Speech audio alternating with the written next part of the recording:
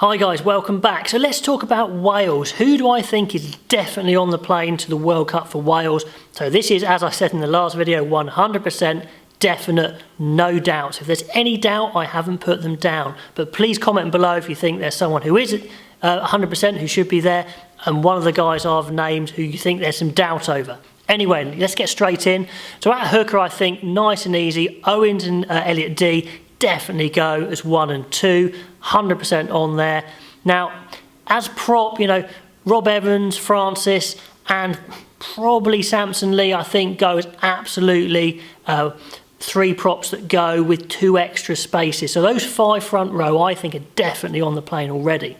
Now, second row gets a bit tricky. I think Alwyn Jones, Beard and Hill, Corey Hill go definitely, and then there's a bit of a scrap for that last spot. They'll probably take 4 second rows, and that's probably be between Bradley Davis and Jake Ball. Now, I don't know who you'd go for with that, but I do think from past performances, Jones, Beard and Hill are definitely there already. Now, in the back row, you clearly have to take Faletau. He's your number 1, number 8, plus he's a great line-out option. So he's going. Moriarty, I think, has done enough over the past few years. He always gives his all, even when he's carrying a knock. Can play 6 and 8 equally as well, hard as nails. Got to take him. Tipperich's your number 1, 7 now that Warburton's retired. He's been playing great. And then the 4th, who was actually a little bit of a surprise to me, I think, is, considering it, Navidi. Navidi has to go. He is, every time he plays for Wales, he's amazing. He's incredibly versatile. He can play across the whole of the back row, which is another big plus point. He's very strong. He's experienced now, maybe not internationally, but he's been playing for a long, long time.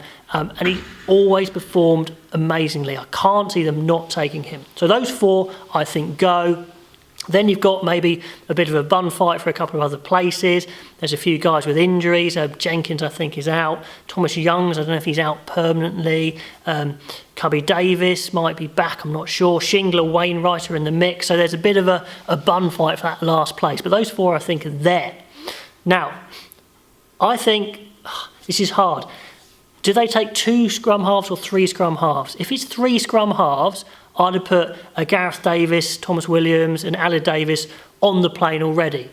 If it's 2 scrum halves, then I'd say just Gareth Davis. So that is really, really hard. So I'm just saying, I think just Gareth Davis for now is on the plane. Okay, at fly half. So this is tricky in some ways, because I think Patchell's a really good player. At one point he was Wales' number 1, but certainly in recent times, Anscombe and Biggar have taken over as 1 and 2. Debate over who should be 1, who should be 2. I think number 1 at the moment is Anscombe. Plus Anscombe can play 15 very well indeed. Both very experienced. Those guys are on the plane. Great choices at fly half. Maybe Patchell will go as cover at 10. He can play other positions as well. But for now, I'm going to stick with those 2.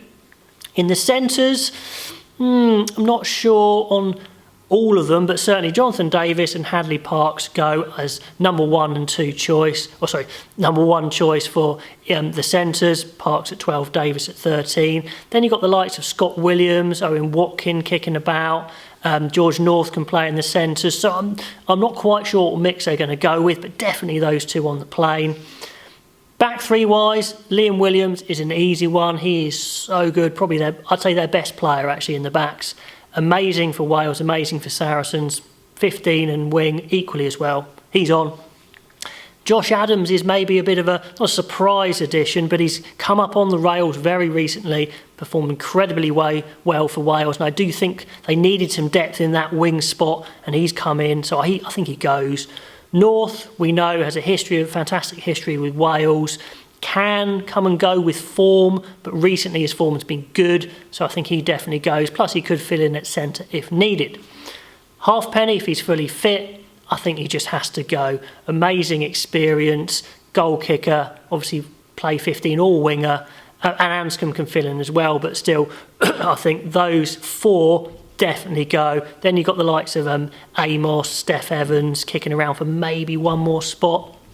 Anyway, so I think that's 20 going with maybe only like 11 spaces left. So let me know if you think I made some mistakes there, if there's anyone you put in or take out. Anyway, it's just a bit of fun.